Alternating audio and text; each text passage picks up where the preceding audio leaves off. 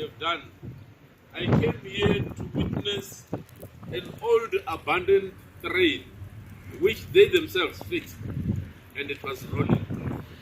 So like a phoenix that rose from the ashes, the vehicles are now up and running and fit for purpose after being resuscitated by our own technical personnel.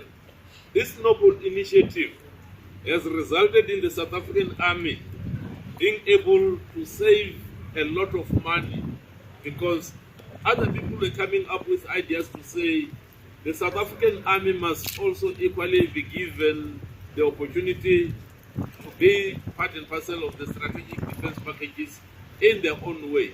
And we said, should that happen, if the South African public can give us sufficient funds, yes indeed, we will appreciate to have new fleet of vehicles. But for me, what is important is to continue to maintain and repair what we have. And for me, this is as good as new.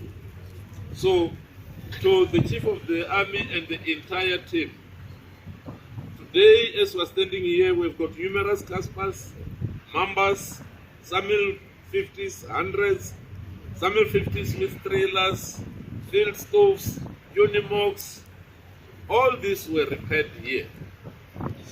And today, as we are about to roll them off, we want to say these vehicles are going to be available and they will be witnessed once again at the exercise, which is the annual flagship exercise of Chief of the Army that we call Exercise Vukuso.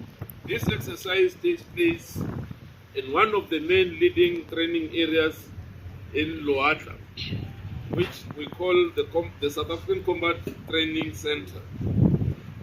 And let me say that the prime mission equipment which is given this make by our Technical Service Corps members will be moved from today to Nimbrech, from Nimbrech to CTC.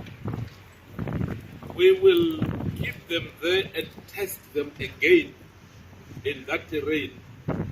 Most people have been saying the South African National Defence Force and the Army in particular finds itself in a very uncomfortable terrain. It is as if anything that God created and nobody else wanted is given to the Army.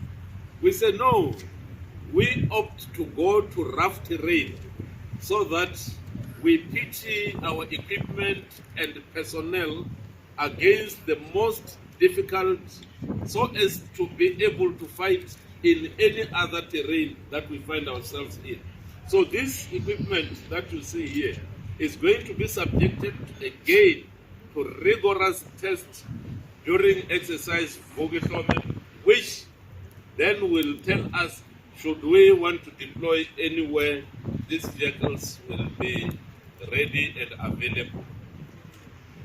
The vehicles that we have today and the prime mission equipment that we have restored includes 241 Mambas, 113 Caspers, 16 tanks, 12 Unimogs, 18 Samil 100 cargo carriers, 36 Samil 100 diesel bunkers, 33 Samil 100 oil cargo carriers, 14 Samil 100 water bunkers, 58 Samil 50 personnel carrier, 11 Samil 50 pantry.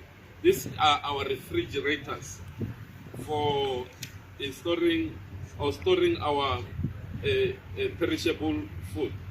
38 Samil 20 personnel carriers, 18 cargo trailers. The big launch and the great track project in refurbishing military hardware is a crucial aspect of maintaining a strong and capable military force. It involves the process of restoring and upgrading existing military equipment to enhance its performance and extend its lifespan and ensure its operational readiness. Day before yesterday, we were busy at CSIR looking at transforming part of our technological and communication equipment. Part of what had been installed in these vehicles is the upgrade of technical aspects, because technology keeps on improving and military technology as is constantly evolving. So by refurbishing, we are also bringing in new technology in this prime mission equipment so that they can match the best of the best in the field of warfare. And this also helps us to be in par with those that are also. We attend a lot of shows. We had been borrowing some of the knowledge base that are being showcased in other parts of the world, and therefore, whilst we are refurbishing the military hardware, we are also refurbishing and renewing technology in this hardware. Furthermore,